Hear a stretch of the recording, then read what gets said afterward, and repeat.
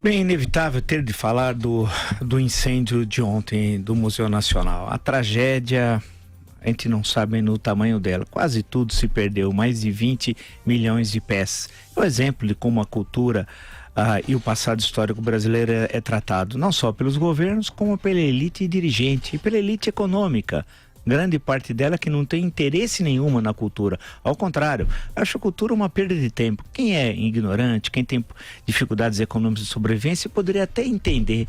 Mas grandes grupos econômicos não poderiam dar por ano 500 mil reais, que era o custo da manutenção do Museu Nacional, 500 mil reais, que era o que estava estabelecido no orçamento há vários anos, e nem isso era entregue. Basta ver que nesse ano cerca de 1/10 desse valor foi encaminhado para a conservação e manutenção do museu. 1/10. Olha que por um prédio de mais de 13 mil metros quadrados tal. Portanto, era um verdadeiro absurdo. E lá se perdeu grande parte, não só da história do Brasil, da América, como da história do mundo, né? Lembrando, não custa recordar que Luzia, que é o crânio e os ossos da mulher considerada a mais antiga do continente, que foi descoberto aqui no Brasil com mais de 11 mil anos.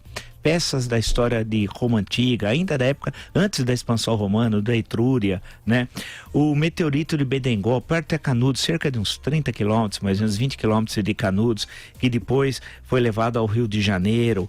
Um trono de Daomé, um reino africano, que foi dado a Dom João VI quando ele estava no Brasil, ainda era príncipe regente antes de ser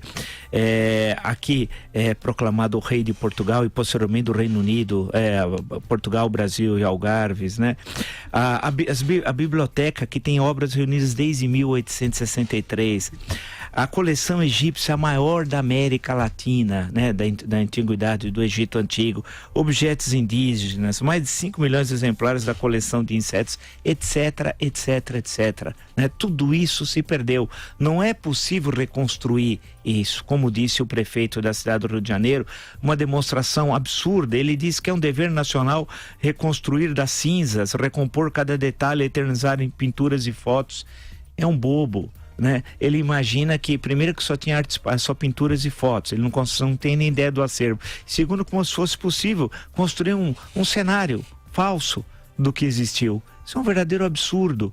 Mas é interessante destacar que, se de um lado muitos não sabiam sequer que existia o Museu Nacional, eu tenho quase certeza que o museu foi apresentado para o Brasil ontem à noite durante o incêndio. A maior parte das pessoas sequer sabiam que eles tinham. Até a população carioca, lá do Rio de Janeiro, sequer sabia da existência do museu. Por quê? Porque os museus no Brasil são relegados a plano secundário. Basta recordar, aqui em São Paulo, para não ir longe, principal estado da federação, o Museu do Ipiranga, né, mais conhecido como Museu do Ipiranga, o Museu Paulista, está fechado desde 2013 e vai ficar fechado até 2022 por uma reforma. 9 anos.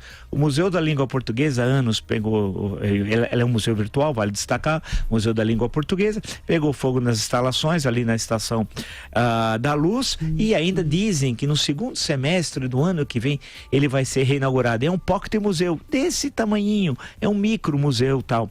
Nós não temos nenhum grande museu no Brasil comparado a qualquer museu, mesmo na América Latina, e a Buenos Aires ou a Cidade do México. Nada aqui que nós temos semelhante no Brasil, de um museu importante. Imagina comparar o Museu Nacional de Antropologia no México com algum museu brasileiro histórico. Não há nenhum paralelo. E o que nós temos é mal conservado, é destruído.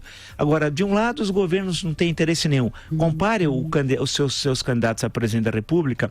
Quem citou no seu programa, e hoje estão disponibilizados, é possível acessá-los, quem falou de cultura? Que importância tem a cultura para os candidatos a presidente da República? Zero, nenhuma. Não tem importância nenhuma. E para a elite, essa aí que eu chamo de elite rastaquera, porque é ignorante sim, não conhece história, não conhece sociologia, política, antropologia, filosofia, literatura, cinema, teatro, música, não conhece nada, são ignorantes. 90%, se cair de 4 não levanta nem com guindaste, são ignorantes. Vocês que estão nos ouvindo, viu, você aí por estar nervosinho, poderosinho, você é ignorante, vai estudar, pegue dinheiro da sua empresa, por exemplo, e pense quantos espaços culturais no Brasil estão abandonados. Faça alguma coisa. Tenha como exemplo, já que você gosta tanto dos Estados Unidos, as fundações criadas nos Estados Unidos desde o final do século XIX. Veja o que foi feito no campo dos hospitais, das bibliotecas,